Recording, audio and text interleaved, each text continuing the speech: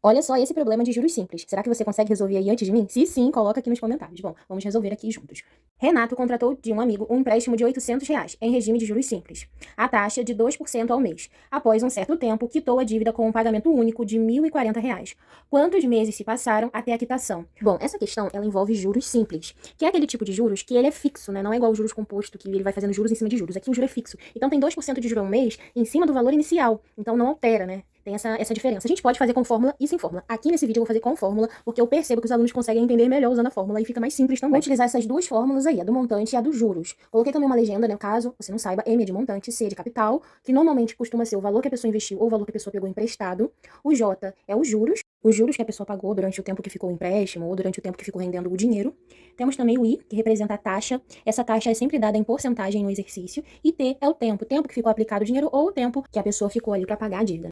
A questão, ela já deu algumas informações, como o capital, que foi R$ 800, que ele pegou emprestado esse valor, então a gente chama de capital. A questão também deu pra gente a taxa, tá, que é 2% ao mês, tá, aqui também no enunciado, a taxa de 2% ao mês. O tempo é justamente o que a gente precisa encontrar, tá? A gente não tem essa informação. E temos o montante, que é o valor final que ele pagou. Junto ali, né, o dinheiro que ele pegou emprestado, mais os juros. Isso aí é o montante, né, o capital que ele pegou emprestado, mais os juros. Então temos também essa informação.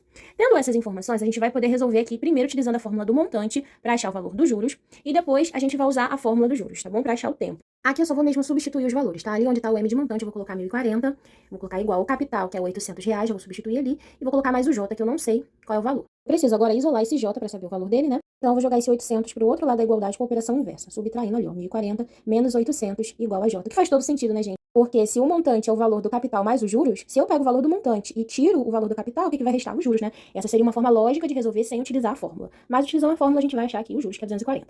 Eu vou agora substituir aqui nessa outra fórmula, tá? Então, ali onde está os juros, eu vou colocar 240. Capital também tem, vou colocar 800. A taxa aqui, que a informação é em porcentagem, eu vou escrever de outra forma, tá? Não vou escrever 2% com aquele sinal de porcentagem, vou escrever 2%, 2 sobre 100, tá bom?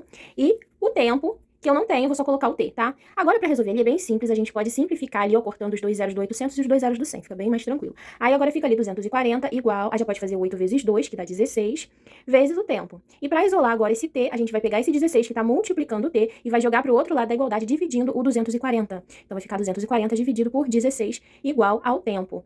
E quando a gente faz essa divisão, vai dar 15.